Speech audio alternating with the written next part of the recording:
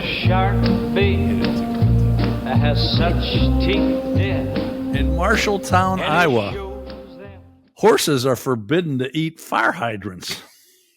Now, I live a little closer to the city. Mm-hmm. What do your fire hydrants look like out here in the country and in Marshalltown, Iowa? Because the fire hydrants I've seen, I'm not really sure a horse would want to munch it down on those. They don't look very appetizing. No, they don't. No.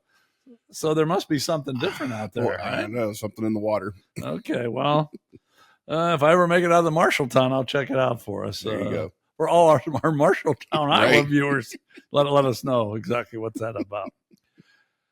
This is Pittsburgh Dive Bar Talk. Welcome. And, I just burped because, I'm going to change from this beer. I brought two different kinds today. That's tiny. I'm the Prince of Pittsburgh. And we're live here from the cathedral. And before I get into everything else we're alcohol influencers. Mm-hmm. So I try to keep you up on alcohol. And there's a fountain in Ortona, Italy, that dispenses free wine 24 hours a day, 7 days a week. Wow. Yeah. It started out just on special occasions, but now they're just letting it flow. How about that? Maybe we could come up with something similar to have our viral moment if we're giving shit away for free. Okay, you have anything in mind there? I don't really understand what the fuck you're saying. No, like a free beer fountain. Okay, you people, you sit on the edge of your seats because I'm sure that's coming. This is coming from a guy that promised us a housewarming party 6 years ago. 6, and we're still waiting for it. Still waiting for that housewarming party next summer. Okay, I can't wait. All right, this is episode number 115. So what we've been doing is. You forgot this? I forgot all about this. You're a piece of shit. Oh, wow. Go ahead. Okay. Well, wait till you hear what I got. It's number 15. We haven't been going through all of them. We've been going through our favorite number 15. You have anyone in mind or no? Wow. I can't think of anybody 15. Okay. I'll bet you don't know mine. Jeff Hostetler wore 15 for the Raiders and Giants, didn't he?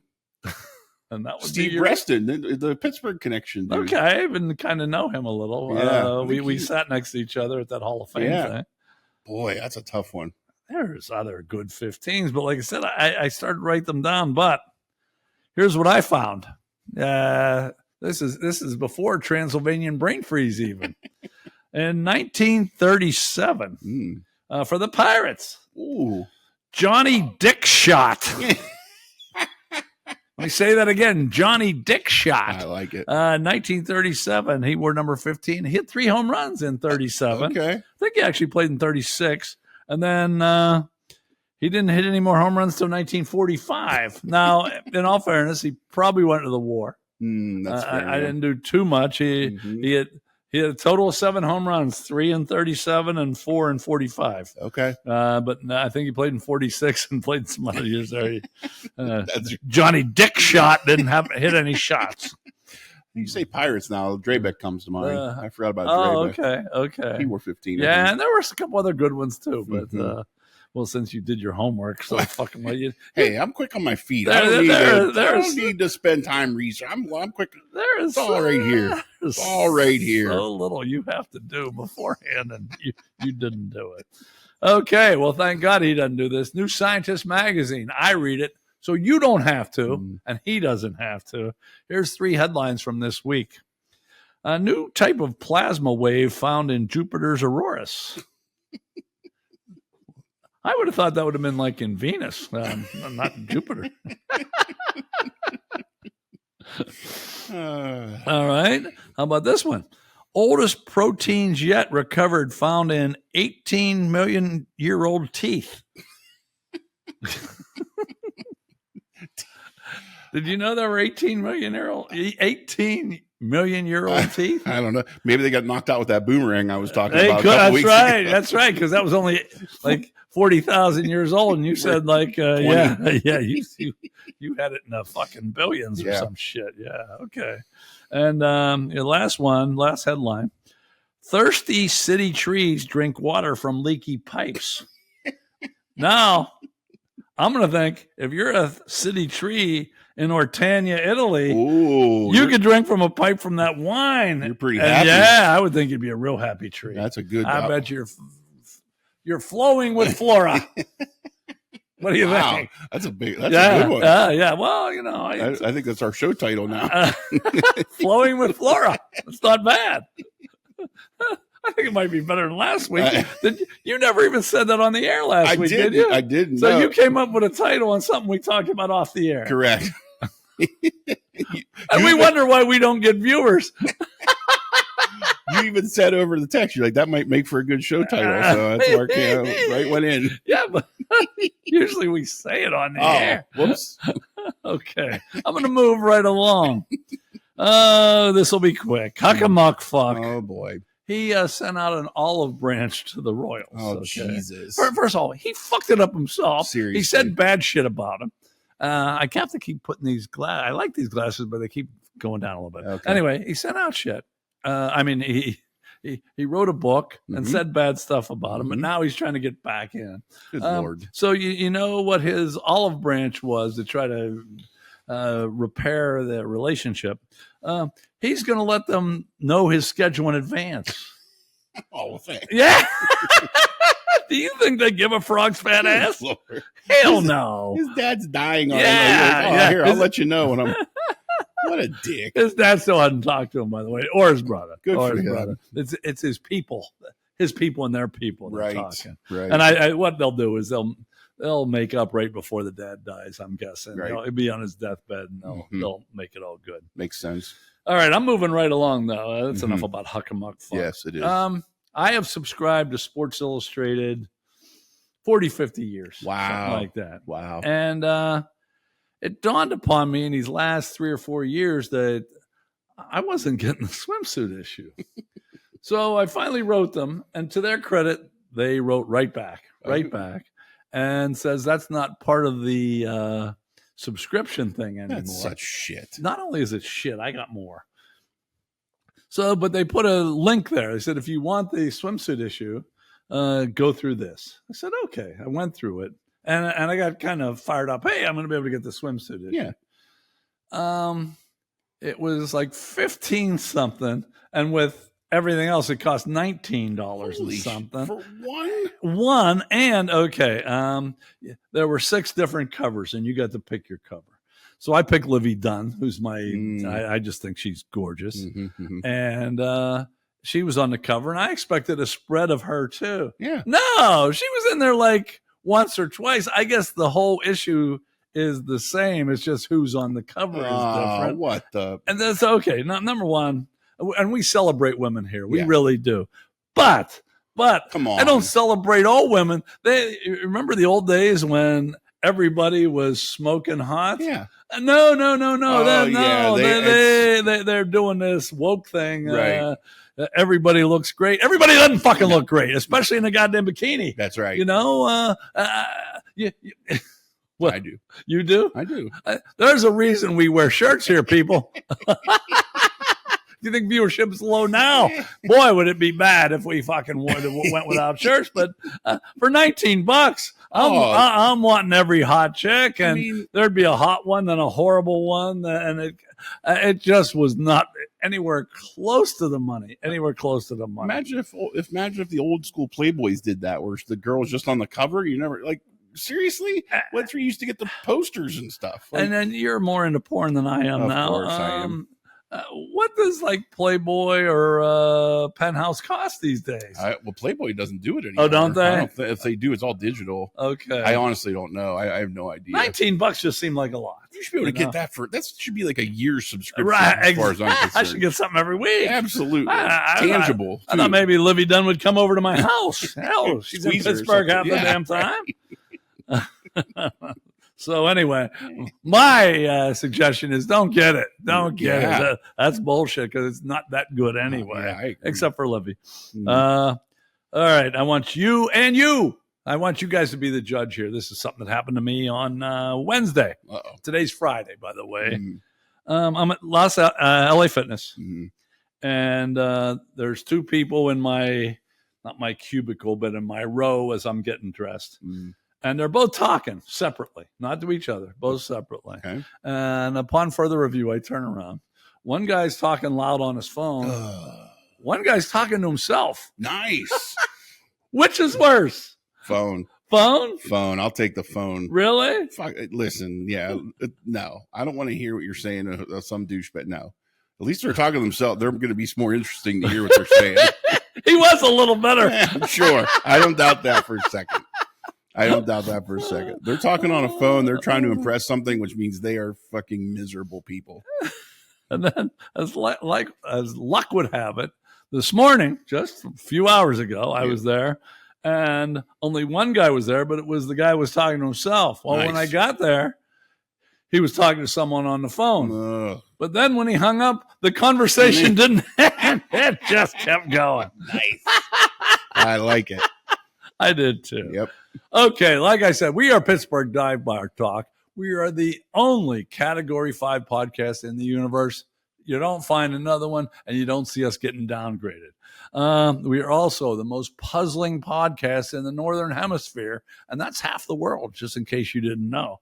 And we are the patron podcast for Honeybees with Bad Memories, Inebriated British Airway Flight Attendants, the Ghana Drunkards Association, and Boston Fish Peddlers. Yeah, that's a good one. So, yeah. And you misspelled peddlers in the thing. Oh, week. did I? Yeah.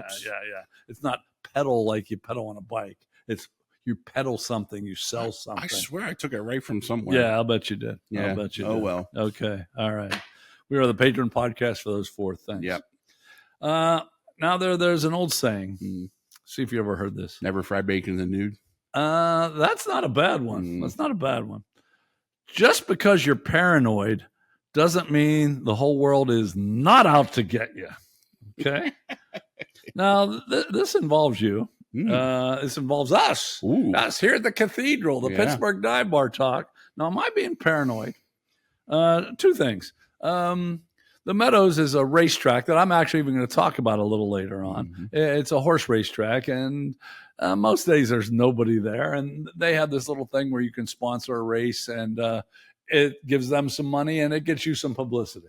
So we've been talking about this for years, and then we decided, we're going to do it, and it'll be later on this month, I think. But I sent a check in now. That was 12 days ago. Wow. And the check has not been cashed. And no contact. No contact. Are they rebuking us?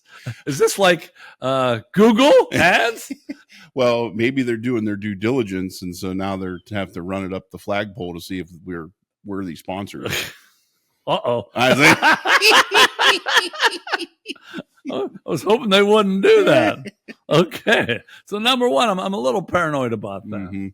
Then just this week, I came up with a press release for a local paper. Oh, we haven't talked about this. No, I'm going to talk about it now.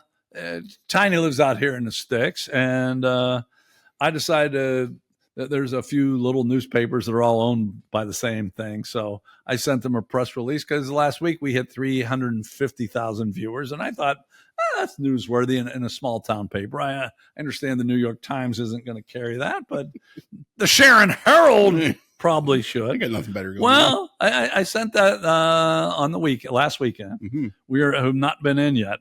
Just today, these were 3 headlines I read that beat us out because we haven't been in yet. The restrooms were damaged at the Mahaney Rec area. That beat out us, and I had quotes. I actually looked out how to do a press release. You read it. That wasn't that bad. It was pretty good. Yeah. It was all farcical, but it was good. Well, okay. Okay, that's one. It's good. The restroom's damaged. That got ahead of us. The city and the COG agree to share mechanic services. That was a headline, not even the article. That was a fucking headline, bitch.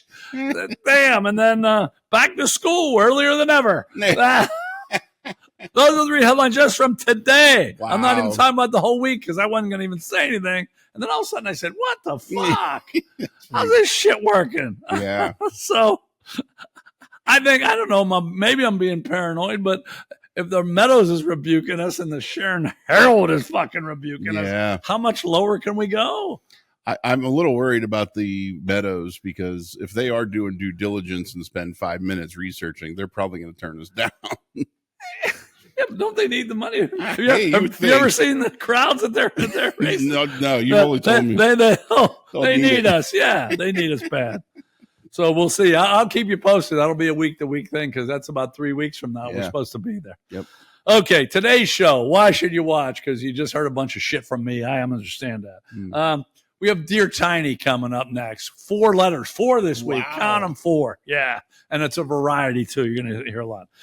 Transylvanian brain freeze. 4 of those. A lot of times we only have 3. And they're all from the United States, basically. One United States people left, but still United States. We have the movie and the music game. We'll show you the scores. We have Argy, Bargy, and I. Oh boy. I thought when we started Argy Bargy in about, I don't know, number 6 or 7, I thought we'd do this for a couple months. I had 5 or 6 I had to choose from. 4 that pissed me off this fucking week, just this fucking week. And I changed it this morning. Actually, this afternoon I changed it. So I have 6 in the damn can too, ready to go. Okay, we have damn, Hell's Half Acre.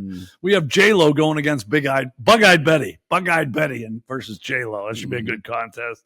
And then for Samurai Chatter, we have 4 insightful questions and a quote from Rodney Dangerfield. And I also forgot to mention our website. I was supposed to do that somewhere. Oh, whoops. We want you to go there. We've had decent participation so far, but it's pick your favorite hard candy, and he actually did play, and pick your 2 favorite deli meats. That's the main thing going on, but there's all kind of other stuff going on there. Remember, you can always find the podcast. If you can't find it on YouTube, you can always find it there. So that's enough of that. We'll be back with Dear Tiny. Dear Abby, my feet are too long. My hair's falling out and my rights are all wrong. We just had a pretty serious conversation, a little bit insightful that you guys missed because that's not what this is all about. Pittsburgh Dive Bar Talk, it's not to be insightful. It's to be half drunk and just talking shit. And that's what we do here. We don't discuss religion or politics, but everything else, we talk shit. All right, so now we come up with Dear Tiny, and this is where he answers, or sometime I throw in my 2 cents worth. Actually, I'm going to throw 2 cents worth in the first 2, I think, not the last 2. This is from Buff. Buff says, Dear Tiny, nobody ever remembers my birthday. What should I do? Well, when I first saw this, I said, what are you, 5? Like, who cares about your... As far as birthdays go, once you're like 25 and you can get insurance in your own name, who keeps track after that? I got a hard time with birthdays. I mean, I'm not good at keeping track of them. Some people I just remember, but and mine's real easy to remember, so I don't really have to worry. And Misty's is the same day, just in a different month. So I'm not good at keeping track, but who cares? Who worries about birthdays? But if you do care, I found this out by accident. When I signed up for Facebook a couple years ago, they asked for your birthday, and I didn't think anything about it. I put it down there. I just had a birthday, 3 weeks ago, and I had 345 people say happy birthday. Wow. No way I know more than 27 of them. But it was still kind of nice to see that number go up. Yeah. So, Buff or whoever out there, that's one way to do it, to get people to know. And all right, Tiny and I are going to make a promise, even though he doesn't know this. Whoever you fucking are out there, give us your birthday. I'll write it down.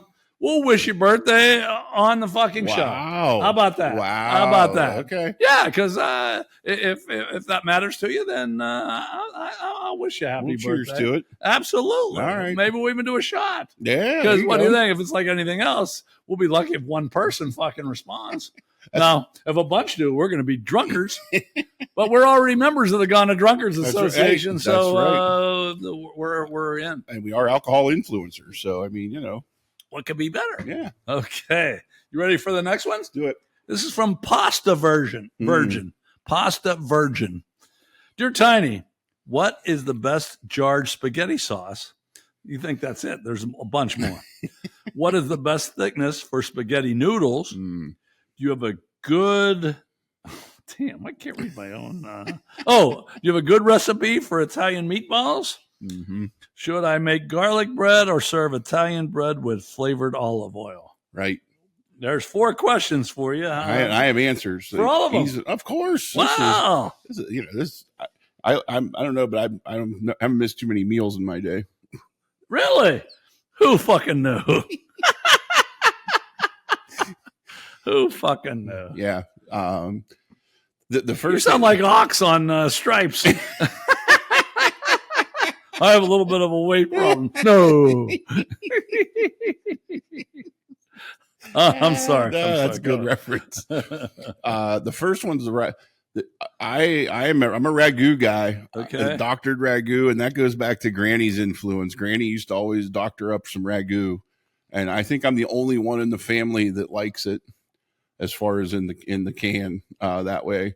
That it's still doctored up, but that's the base. I know people Prego, other kinds. I don't know, but ragu's the one in my first choice. Okay, and I'm just gonna throw mine in. Go ahead. I like ragu also, and I would put like tomato paste in there to make it thicker, and that's how I back. This is a long time ago because since I got married, I don't fucking cook anymore. But back in the day, I did. Yeah, and I would thicken it up with some tomato paste. Okay.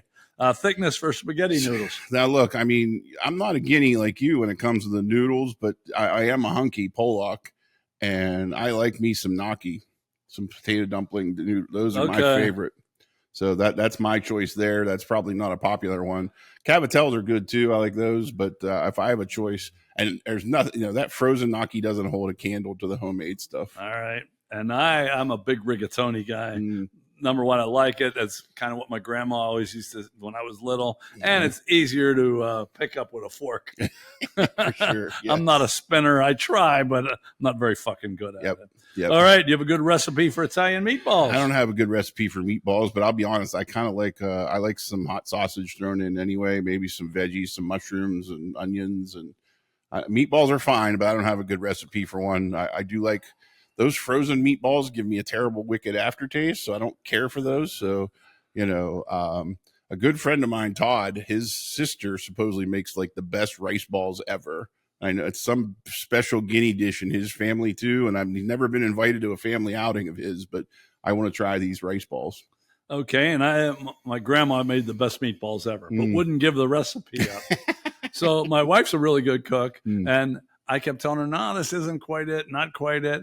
But she started adding veal. Ooh. And that's made all the difference in the world as far as the thickness and taste. So I don't know. Unfortunately, I can't tell you everything that goes in. But if you already have your recipe that's pretty good, throw some veal in there and you might hit the jackpot. Okay. Garlic bread or Italian bread with flavored olive oil? I'm probably biased here because my favorite Italian restaurant of all time no longer exists down in Westview was DiPietro's. And they used to give us the oil with the stuff in it, with the bread. And I love that place. So they had the best vodka sauce of any place I've ever been. And that was my Penny DiPietro was my go-to meal. I used to drive down there from here just to have it. It was so good. And they put chicken and sausage in there. So, but they did the bread with the oil. And that's probably, that frozen garlic bread, you can get by. But dude, at that point, I just assumed throw some toast in the toaster and dump some butter and garlic salt on it at that point. Okay. And the flavored olive oil is good. I think what's the name of the chain that starts with a B, I think. B. There's one in Cranberry. I can't remember. Yeah, you can tell we don't edit or prepare. But anyway, okay. I'll think of it. It's pretty good, but okay, maybe the frozen garlic bread's not good, but when someone makes it, I'm big on that because I guess that's what I used to have. Yeah, and that's what I would go for. Although I'd say on that last question, you can't go wrong either one. That's fair. Okay, all right, we're moving right along. Tiny's answered a lot of questions there. Man. Okay, now you're on your own. Uh-oh. Okay, this is from Avella Albert. Right. He said, "Dear Tiny, I know you are close to God. I don't know where he came up with that. I would like you to deliver a message to him. Oh, Albert says, God, you took my favorite wrestler, Hulk Hogan, my favorite trumpet player, Chuck Mangione, and my favorite rocker, Ozzy Osbourne. Tiny, let God know that my favorite baseball owner is Bob Nutting. I'll be sure to pass that along as soon as possible. I was going to say, hopefully today. Me and Hebrew Horace are tight. We share a birthday. I'll pass that along as soon as possible. Good. Yep. And this last one, last Dear Tiny, is from Southmoreland Cecil. Oh, boy. Yeah. Southmoreland Cecil said, Dear Tiny, my wife said our marriage was getting stale. She said she wanted me to treat her like I did on our first date. So I took her to McDonald's and then dropped her off at her parents' house. Why is she so pissed? Careful what you wish for. That's right. Yeah, That's not Cecil's fault, right? Yeah, right. That's what he did? Yeah, I mean, maybe he could have finger blasted her in the front seat or something before he dropped her off. I don't know. At least attempted anyway. Yeah, right. Before she said no. Yeah. There you go, Southmoreland Cecil. Finger blaster before you do that and everything will be okay. All right. We'll be back. We got stories. I have no idea what his is going to be about.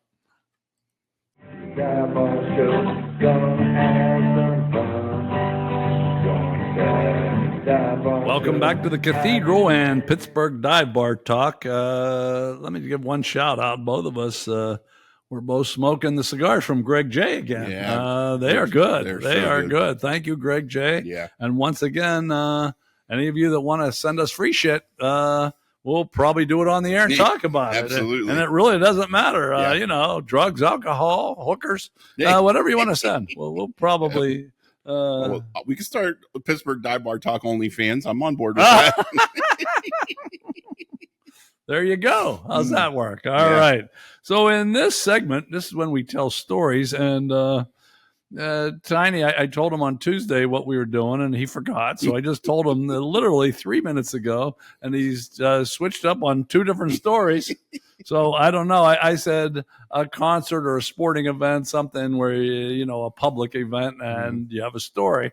And now he has one, apparently, and I think it has to do with Metallica. So It does. here we go. Yeah. So this goes back to 1997-ish, back then. And that was what I considered to be my wheelhouse prime drinking years, like just hitting it as hard as ever. That was the infamous 0.8 semester at Robert Morris. And that's a C, 2 Ds, and 2 Fs if you're keeping track. Yeah. You spent too much time on that C course. So yeah, I consider this my prime drinking, but Metallica's their album Reloaded come out, and they were doing an arena tour to promote the album, and what ended up becoming a DVD. They recorded this for video purposes. It was called Cunning Stunts, which is a play on words, right? I got you. Yeah. So if any of you aren't familiar, if you are familiar with this, you're going to know the spoiler of this story. But they videoed this. It was called Cunning Stunts for DVD when tangible media was still a thing. About not quite halfway through the set list, they had a thing set up to where they're playing on stage. Oh, hold on, back up. I was drinking heavily for this, so I'm pretty far gone, right? That's and where was this? This was at the arena. Okay. This was still at the arena. I forget who opened for them at that point. I want to say it was Godsmack, but it doesn't matter. So I'm pretty tight at this point. I'd been drinking pretty heavily. I missed most of the openers, and I was pretty hammered, but I was down on the floor and I was 10 feet from the stage. Right. Like that was my prime. I was still pretty angry at everything. And were you supposed to be there, or you just cut in front of people? No, when you're on the floor, it's as close as you can get. So, No, I know. But like, were there people sitting there that you just didn't have seats? Sometimes people fucking. No, I don't know. You were supposed to be on the floor. I was supposed to be on the floor. Right. Yeah, there were no seats there. It was just standing room. Oh, okay. I got you. So, and the way the stage was set up, it was almost like a figure eight. So like you could get into the middle more kind of thing. Well, and again, I'm blitzed. I don't remember what I was drinking, but I was pretty hammered for this. And this is, so the set comes out and they're playing and they're promoting the new songs, playing good stuff, and I'm out of my mind. Well, unbeknownst, so I'm standing there, all of a sudden sparks start flying from like this one amplifier, like not too far from where I'm standing. And dude goes over with a fire extinguisher and blows it out. And I'm like, what the fuck is that? And it messed with the sound. Like you could hear the sound wasn't the same. Yeah. And then something else happened where like, You sure you didn't imagine this shit? hold on. So something else happened with the lighting and the band stops playing. A dude from the rafters falls down and gets caught in a string of like wires and stuff. One of the light fixtures falls over and they stop playing. I'm like, was what? he up there because he was supposed to be? Yeah, he's part of like Okay, the rigging. All right, crew I got or you. whatever, I got you. Okay. So he's like dangling from the thing, and I'm like, what the fuck is going on? Again, being half ripped, I'm like, what is going on? Well, then the last thing, and it finally dawned on me, somebody was on fire, and he ran across the stage, and they put him out. It was all a fucking goof. It was all part of the stage. Oh. And I had no clue. And my buddy Derek had seen them like a week before, and he's like, I'm not telling you anything about it because he wanted it to be a surprise. Yeah. Well, boy, was it a fucking surprise because I thought there were people on fire and stuff was. I thought shit was like when the lighting rig fell, I took like 10 steps back. I'm like, what the fuck is happening?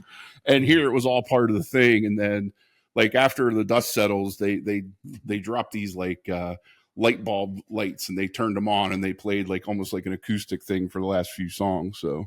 But it fucked me up being as drunk as I was. What percentage of people do you guess are fucked up at a Metallica concert?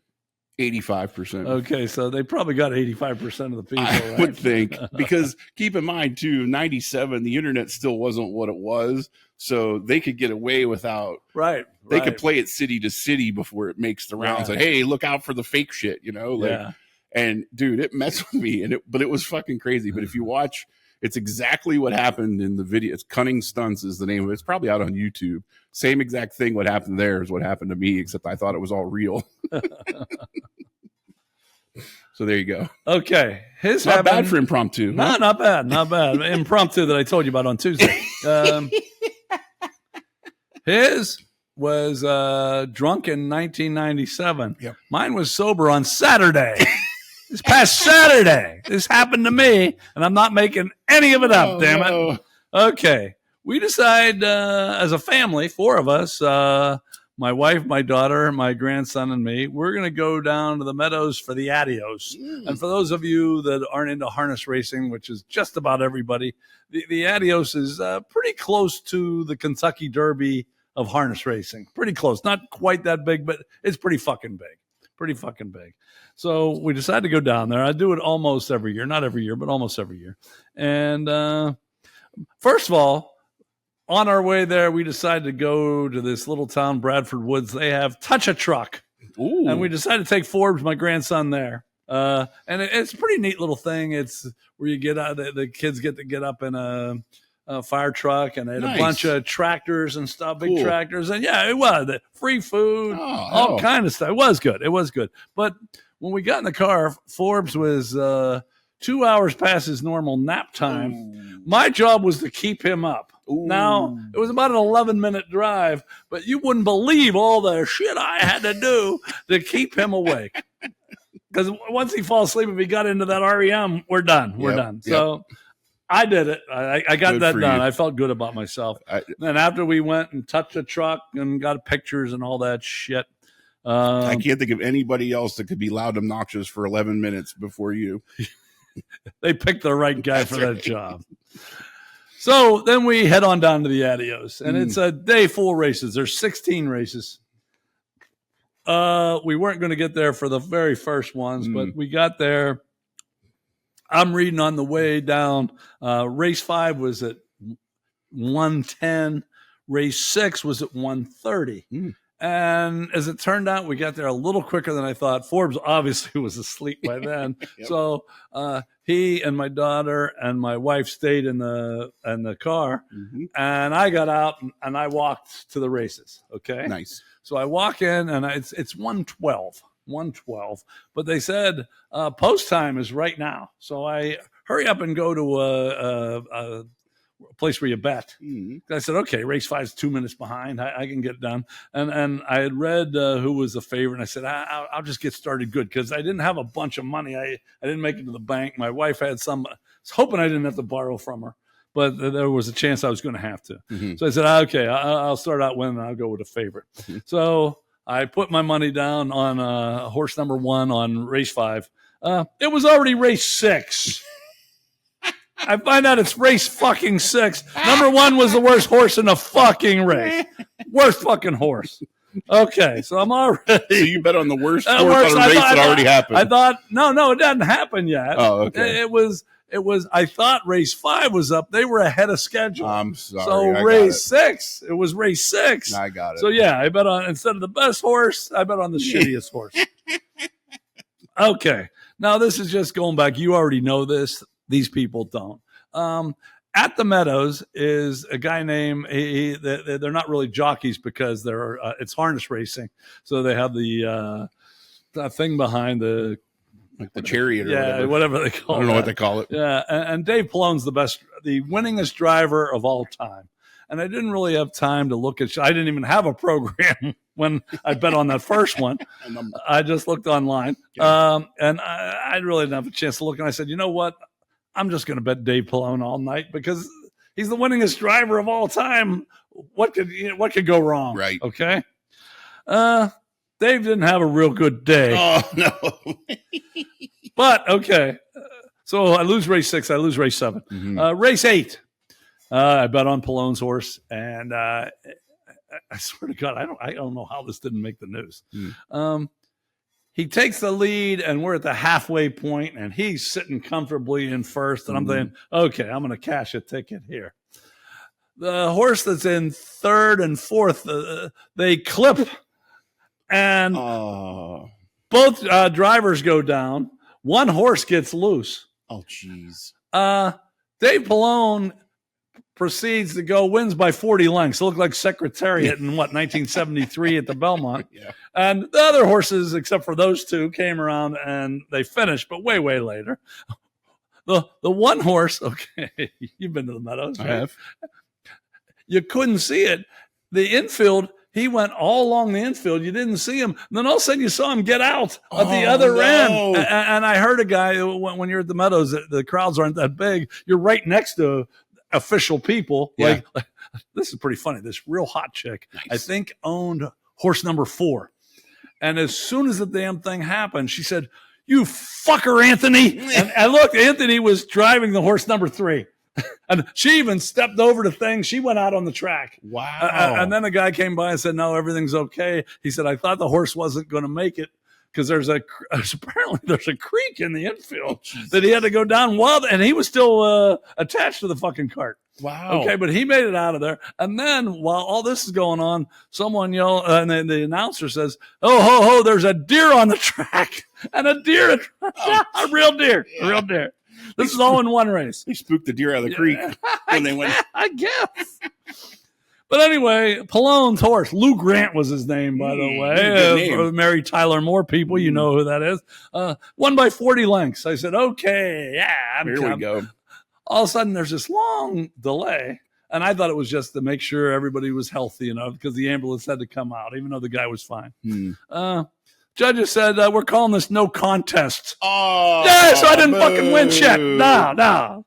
So I'm pissed. Yeah. And I keep betting on Palone, and I keep betting on Palone, and I keep losing, and I keep fucking losing, and I keep losing. Now we're to race 15. 15. And this is the adios. This is the big race, the big race. And I am so disgusted. Forbes is with me out there. By this time, they missed about 3 races while he was sleeping, but then they came in. And my wife doesn't like the heat. She found a seat in the bowling alley. So we'd go in there once in a while just to say hi, and then I'd come back up. Oh, wait a minute. That's right. I got something here. Oh, I got here. Visual aids. Yeah. Oh, look at that. For those of you that don't know, this is program from the racetrack. And here's race 15. I actually have it on the right Look one. at that. Hard to believe. Yeah. So I put this up to Forbes and said, pick a fucking horse. And he can't even talk yet. So he just put his finger on number 8. And I said, all right, fuck, I'm betting on number 8. No. And it wasn't a horrible horse, but not the best. Okay. But not one that I would have picked. And the reason I did it, Pallone wasn't in that race. Oh, Okay, so he wasn't in it. So I said, okay, I'll take number 15. 15 takes the lead. I'm fired up. And then the favorite comes and takes the lead over him. I said, fuck, I'm done. Well, by 15 taking the lead, the favorite kind of ran himself out. Okay. 15 comes back and wins the damn race. First race I win all fucking day. Thanks to Forbes. Now, I bet win, play, show. I bet across the board. That's how I do it. So I had cashed a couple tickets, never winning, but at least got a little money back. But that's the first one where I'm going to fucking win money. Nice. Yeah, because Forbes picked the damn horse. Yeah. But even then, even when I win, I lose. When Forbes picked it for me, it was 7-1. Okay. I thought, okay, I won betting across the board, and I bet a little more than $2. Yeah. I thought, I want some big money here. It went down to 3-1. Ooh. Went down to 3-1. So I didn't win shit there. Okay. All right. And in the excitement, yelling and screaming, hey, Forbes, you won it for me. He didn't like that. It was too much noise. He starts screaming at the top of his fucking lungs. His mother has to take him the fuck out of there. So there goes the excitement for that. I don't even know where those two go. He has his a baby stroller right next to me. I'm sitting next to the baby stroller. Not even sitting. I'm right on the damn on the fence right by the finish line. Yeah. And so it's that his stroller, and then I think I guess I got to go find him. And like I said, I didn't really make very much money anyway. Yeah. In my excitement, I have neuropathy in my hands now. I've had it in my feet for I know I had $20 left on my pocket because I said I can finish the rest of the way without borrowing money from my wife. The 20 came out of my pocket. I lost fucking $20. Literally lost it somewhere on the fucking ground. Right. Okay. So, Good Lord. all right. I'm not quite done yet. Oh, Jesus. So I go into the bowling alley, and the races there are about 20, 25 minutes apart. Okay. So I think, okay, I got some time. I'm going to collect my winnings finally from a race, and then I'll bet on the last. There was one more race to go, race 16. Okay. I'm going to bet on that. So I just go in, make sure Forbes is alive. Yeah. And I say, okay, I'm just going to go bet on this last race, and I'll be back in, then we'll leave. I get in line to bet. I look outside. The race is starting. So I don't get to bet on the last fucking race 16. Right. Guess who won? Dave Malone. Hey, you were there.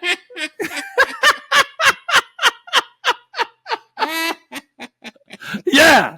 That's awesome. Next time, just fucking punch me in the fucking balls. It would be fucking better. One thing after another, And that was my day last Saturday at the Meadows. Yeah, I didn't get to collect my winning ticket on number 16 when he fucking won. And of course, I was going to bet him. I bet him all fucking day. Yeah. He wins his first fucking race when I fucking can't get to the damn betting thing in time. That's my story. That's his story. We'll be back with Transylvanian Brain Freeze. Transylvania Brain Freeze. Once again, thank you, Greg J. This is Transylvanian Brain Freeze, where we have four, count them four, mostly from America, although this first one actually takes place in Finland. But Caleb and Justine Ressler of Wisconsin, they became the first United States couple to win the wife-carrying world championship. A triumphant Caleb said there aren't many wives that would agree to do this. She did great. Wow. Well, there were over 200 entrants, so at least 100 wives agreed to it, is my first thing. And my second thing is the wives really don't have to do a whole lot. They kind of get on their husband's shoulders, their face is back like this, and their feet are here, and then the husband fucking runs around on an obstacle course. Right. Oh, you've seen it? I've seen it. Okay. Yeah, it's kind of weird looking. It's it's real weird looking. It's like a reverse 69 kind of. Yeah, it does. Yeah. It does. Yeah, it's pretty erotic, except it's your wife. Yeah, right. Yeah, they should do it with just couples that just met. Yeah, that'd be a good reality show. Huh? Okay, on to number 2. I don't think you're going to like this lady. Oh no, I know I don't. Lauren Lombardi of Seattle. Mm-mm. She sued the U.S. Navy's Blue Angels. Why? Their low-flying jets made noise which distressed her elderly cat, leading to her euthanasia. If it was euthanasia, she made the decision, right. Not the cat. The cat didn't die. She made the decision to kill the cat. And the Blue Angels were doing their thing, fucking put her in a basement or something. Right. Then the Blue Angels had the audacity to block her on Instagram. She said that violates her First Amendment right by suppressing criticism of the government. Oh, my God. Yeah. What a bitch. What a bitch. Yeah. Anyone that's from Seattle, if you run into Lauren Lombardi, kick her in the titties. Say hi to her cat. Exactly. Yeah. That she killed. Not the Blue Angels. She did. Okay. In Key West, Florida, I feel sorry for her cat, but I don't feel sorry for Lauren. In Key West, Florida. If that's their owner, the cat's probably thankful. Right. Yeah. Thank God I'm dead. Be away from that bitch. In Key West, Perla Miller struck and killed a chicken, which was crossing the road. That should be a joke right there, right? But this enraged Cynthia Sosa, who had braked to miss the chicken. So what did Cynthia do? She sprayed Perla with bear mace to teach her a lesson. What the fuck? We'd be throwing down if they did that to me. Sosa now faces assault charges. So what we've learned here is if you're in Seattle, don't fly a plane. And if you're in Key West, be careful if you're driving and a chicken crosses the road because Cynthia Sosa will fucking... Yeah. Why would she have bear mace? I was just thinking, like, how many bears are... Yeah. In Key West. Right. There are none. Right. There are none. It's bullshit. Oh, Jesus. All right, one last one. This is a little cuter, I guess. In Tempe, Arizona, a Grubhub pizza delivery driver, he got stopped and arrested for reckless driving. Uh-oh. Yeah, I know. But 2 officers grabbed the pizza and delivered it themselves. Yeah, boy. That's service. Yeah, right that is service. The police officer told the recipient, "We just arrested your Grubhub guy, but the pizza should still be warm." A social media commenter noted that the arrest was a good argument never to pre-tip. So you think about that. That's right. Think about that. Wow. Okay. So that's our 4 things for items from, what's this? Transylvanian brain freeze. We'll be back with the movie game.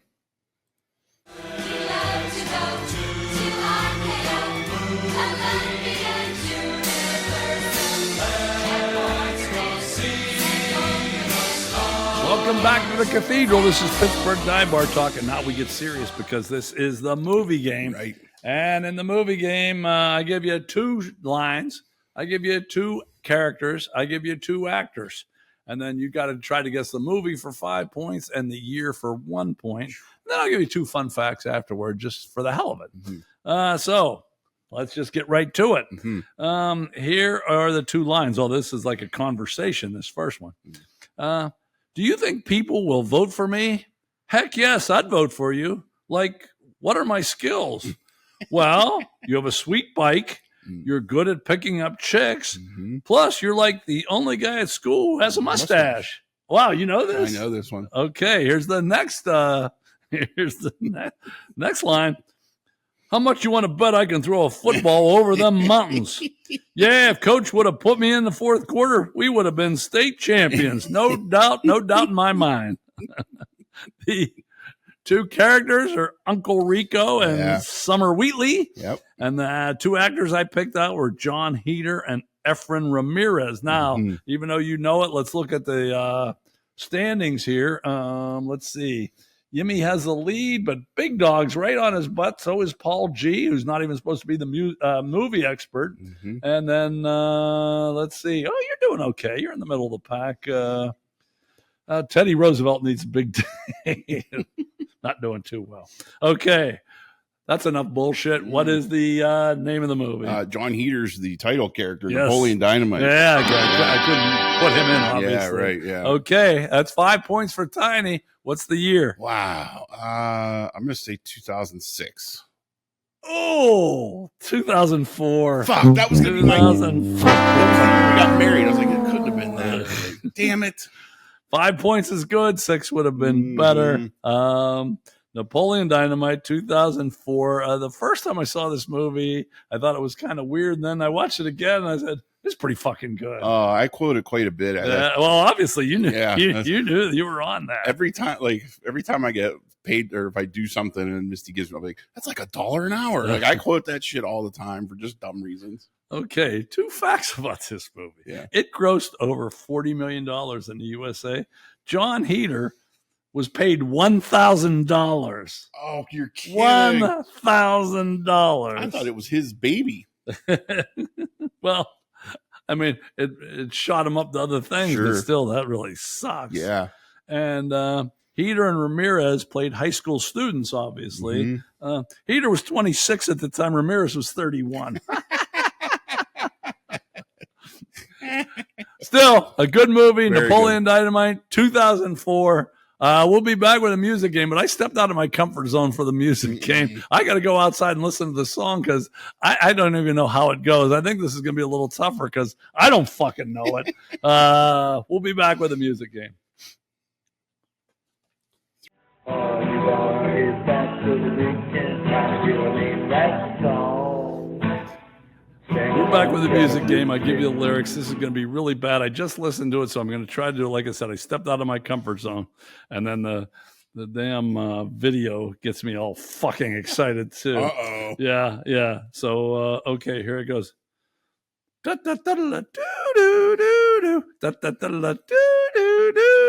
Baby, can't you see I'm calling? A guy like you should wear a warning. It's dangerous. I'm falling. There's no escape. I can't wait. I need a hit, baby. Give me in. You're dangerous. I'm loving it. Too high. Can't come down. Losing my head. Spinning round and round. Do you feel me now? Ba ba ba ba.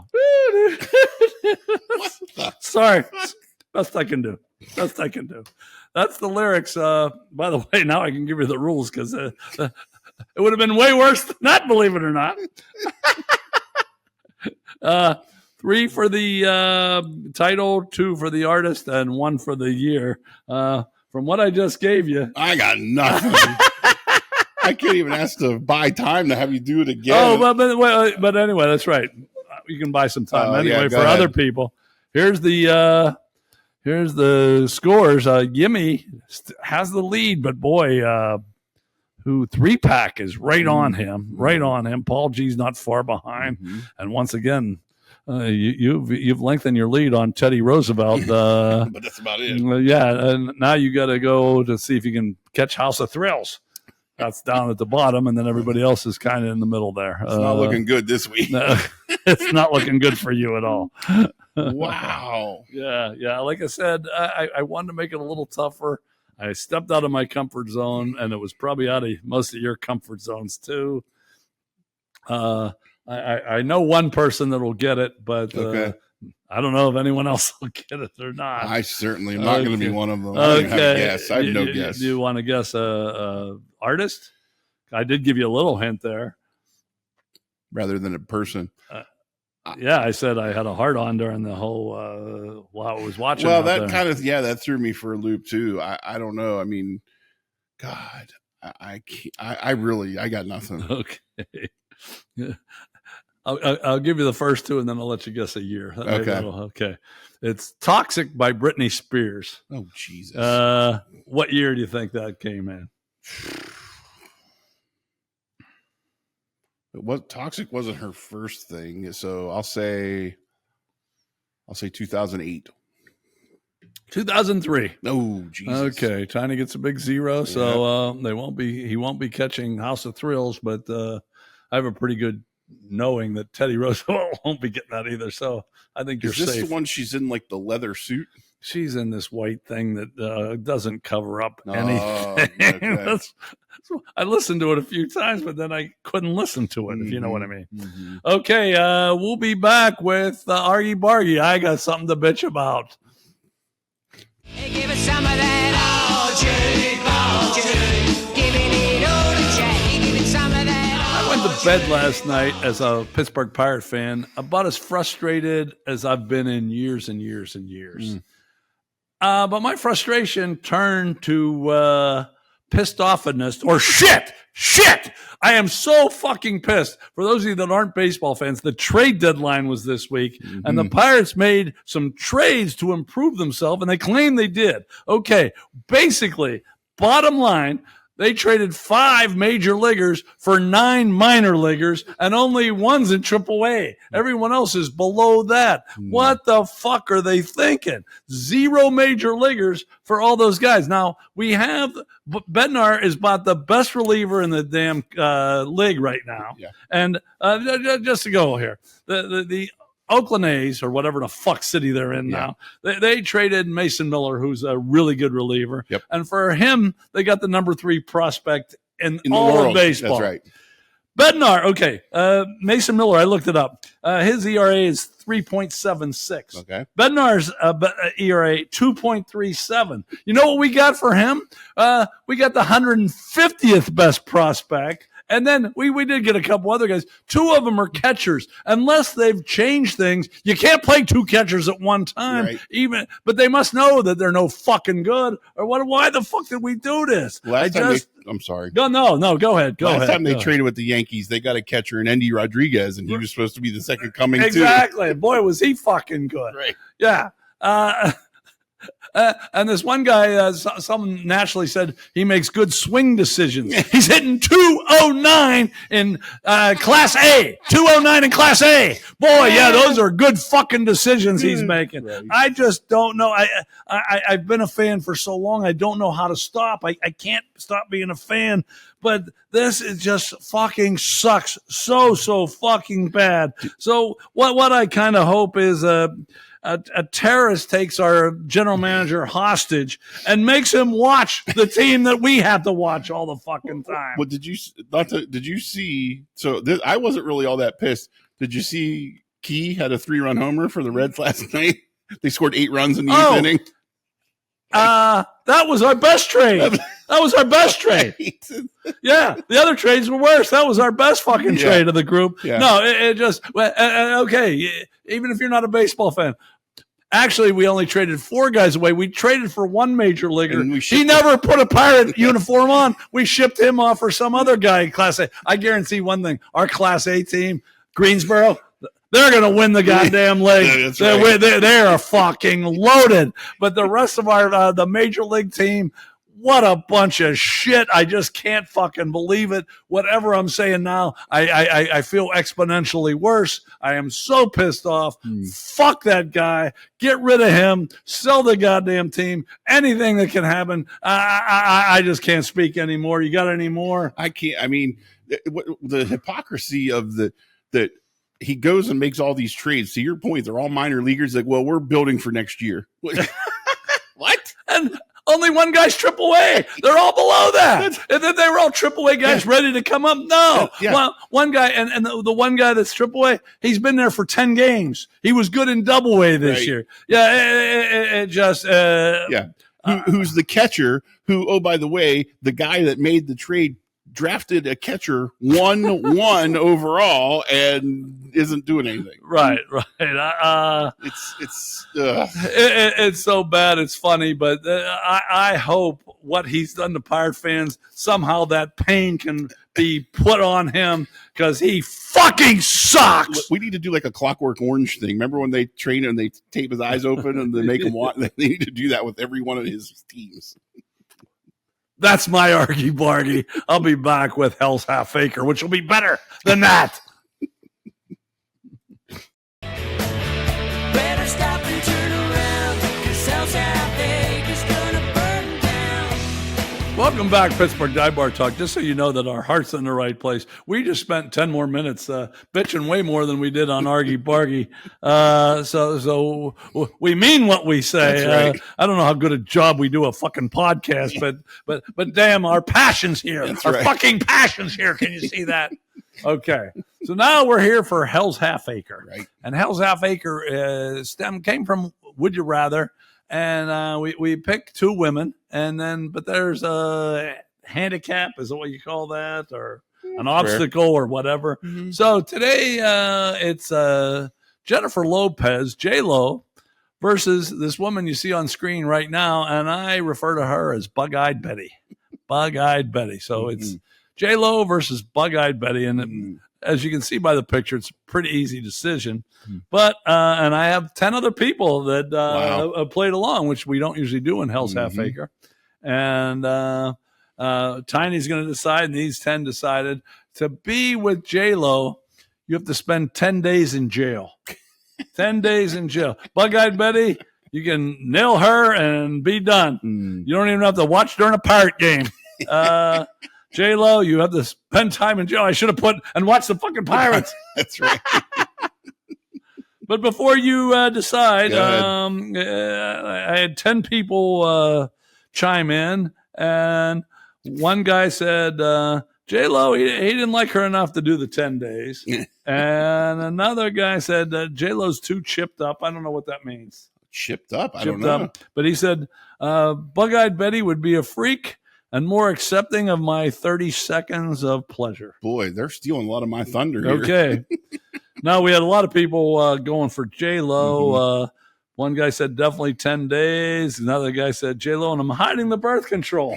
Wow. He wants to have a kid with J-Lo. Wow. Although she's pretty old. I don't know. Yeah, it might not matter. I don't think so. Yeah. Another guy said, I'll do it for 30 days in jail. Wow. How about that, huh? Okay. Another friend of mine, who we have a mutual friend that did a lot of time, he said, if he can do the time, I can too. He'll take J-Lo. Another person said, I hope I have nice inmates, but he went with J-Lo. Lock me up. And another guy who's a little more, he said, can I fit the jail time into my schedule? Like, can I pick the 10 days? That's a good idea. Yeah, it is. That is a good idea. So, J-Lo versus Bug-Eyed Betty, what you say? They took a little bit of my thunder there with I'm not as high on J-Lo. Here's a quick fun Pittsburgh dive bar talk fact. Okay. J-Lo represents the first outside photo we ever used on the show. Really? Yeah. I'll see if I can find the specific photo even. You know, she got beat, though. She did. But it was against Halle Berry. I gave her a pretty tough competition. Yeah. Yep. She was yeah. the first photo we ever used when I figured out how to do that shit 2 years ago. But I don't know. She's so she's hot and whatever, but like everything about her annoys me. And the one guy said it. I'll bet I could get Bug-Eyed Betty to do pretty much whatever. Yeah, Bug-Eyed Betty, probably a crazy chick. Yeah, and other than maybe her mustache rubbing against and give me some abrasions. Might be good. Might be fun. Yeah, I might like that. Okay. So 10 days. I'm very sensitive. Prison of me don't get. I'm too pretty for prison. Yeah, you are. Yeah. So I think I'm taking Bug-Eyed Betty. Okay, and here's the deal with this. It's real easy for people to say 10 days in jail, but they really had to do it. Yeah, right. So my vote would be the same as yours, except it's my fucking podcast, our podcast, so I can do what I want. If I could do 10 days in the Mayberry jail. So now I'm eating 3 squares a day that Aunt B's bringing in me. Yeah. And then at night, they usually put that key right in between. You could usually let yourself out, go get fucked up with Otis, and then come back in before the morning, and Aunt B brings you breakfast. You sleep all day, have lunch, So if it was the Mayberry jail, I would take J-Lo, but I don't want to go to jail either. I'm afraid there'd be a clerical error, and I'd be in there for longer. So Bug-Eyed Betty, I think I'm going to go with her. But it was 8-4 we both went, but Bug-Eye Betty was 8-2 for J-Lo. But once again, I think they don't have to do it, so it's easy for them to say. Sure. Okay, that's Hell's Half Acre. We'll be back with a Samurai Cheddar. Well, I believe in UFOs. That's what gets me every time. Time for our final segment, Samurai Cheddar. Now, the Sharon Herald, we have 9 segments, but that hadn't been put in their paper yet, so they didn't care. And I guess the Meadows didn't care about us either. But for those of you that are still with us, we're here for Samurai Cheddar like we always are. And this week, we try to change it up I think we have a 3-week, something different every 3 weeks. This is where you get to know Tiny and I up close and personal because 4 insightful questions, and we're going to give you the answer so you get to know us. And once again, you can play at home. Hopefully you have our home version, and you can just bring that out and then play this game yourself. And you can pause if you want and think about these answers. Yeah. Unlike us, who didn't really think much at all. Okay, so first question is, what is a recent compliment that you received? I'll say that again. What is a recent compliment that you received? Yeah. How about you? This is tough because I get a lot of compliments. Do you? My looks, my hair. I mean, I get all kinds Who of does that? A lot of people do. Oh, yeah. Because here's the deal. I know your wife doesn't do it, and you work at home. I don't know. When are you ever out of here? Yeah. No, it happens all the time. Yeah. Okay. I somebody the other day, I got a cool tats, bruh. Really? I got one of those. Yeah. Okay. Yeah. He was younger though. But my real answer here, last week, I just got compliments from none other than Mr. Harrelson. He was giving me all kind of compliments for running this show and making it go and dealing with your shit. That's right. You're right. So, Mr. Harrelson pays me compliments all over the place. Wow, and that doesn't come from Mr. Harrelson. Doesn't get many compliments. I know. Yeah, and that's as documented as my 48940. Okay, all right. That's a good answer. Yeah. My most recent compliment is someone said to me, "You don't sweat as much as most fat people." So. It's not as bad this week. No, this is pretty actually, the weather's pretty nice today. Absolutely. This is the best. I'm sure the show is improved because of our better working conditions. Exactly. You can tell that, can't you? Hell yeah. Okay, next question. What lifts your spirit when life gets you down? Yeah. Either drinking heavily or you're stealing my thunder now. Or listening to music. It always does it. You criticize my music, but your music sucks. I'm telling you, it keeps me balanced. Really? It absolutely does. Well, that's why you're not very balanced, because of the shit you listen to. But my answer is not that far apart. I said, what lifts my spirits? The same as everybody: alcohol, drugs, and sex. Exactly. I mean. I don't know what else it could be. You're right. Music, in your case, it shouldn't be, but it is. But I guess we all like a certain kind of music too. But that's not my top 3. Alcohol, drugs, and sex are. Okay. All right. Next question. What memory makes you smile? There's some recency bias here. Okay. And we really didn't get to jump into this too much last week, but I've been, ever since the passing of the immortal Hulk Hogan last week, I've really been dipping into some old wrestling archives, and watching some of his promos are some of the funniest fucking things. It just brings me back to that time. And I think I even posted this on Facebook. I encourage you all to go watch his match against The Rock from WrestleMania 18. Which I think was 2003 in Toronto. Post it. You wrote a fucking book about it. Yeah, that one. That thing. I watched that match as recently as yesterday again. Really? Yeah, there's just so much nostalgia there and just everything about it. Like it was just awesome. Well, that's very deep. What memory makes me smile? I'm going to go back a little further, although it's happened a few times in my life. It's when I fart and someone else gets blamed for it. I always like that when I let a big one go and someone else gets blamed. Yeah. And I can look around like, yeah, that wasn't me. I usually blame the dog. Oh, I've done that too. I think we've all done that. But I really like it when a person gets blamed. Yes. Yeah. You smelly motherfucker. And I can say motherfucker because no one's taking our damn ads or our press releases. So fuck. How about that? Okay. Okay. This one's probably a long answer for you. What is your favorite thing to do outside? And once again, you can play at home with our home version.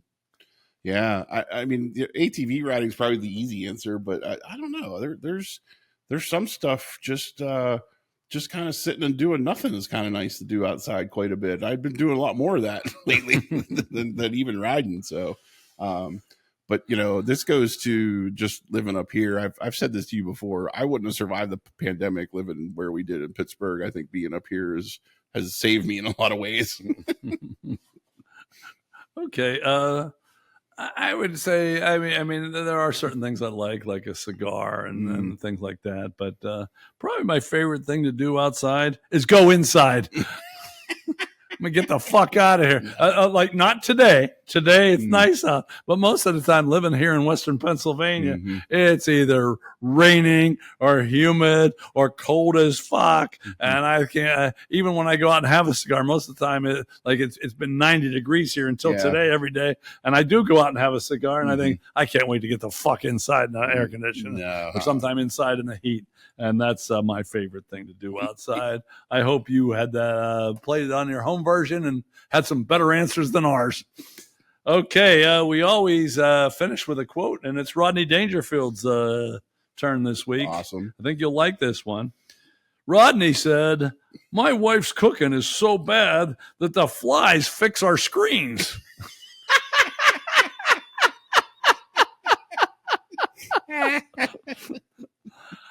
Okay. I didn't write all the shit. We are category 5, and we are the most puzzling podcast in the Northern Hemisphere. But why will we be back next week? Because you're the hardest working podcast in 4 states, the tri-state area here. Then McElmont gave us North Carolina, and now Suriname, which must be in the Southern Hemisphere. So we're all over as far as hard working. That's why we'll be back next week with number 116. Thanks for hanging with us. We'll see you next week.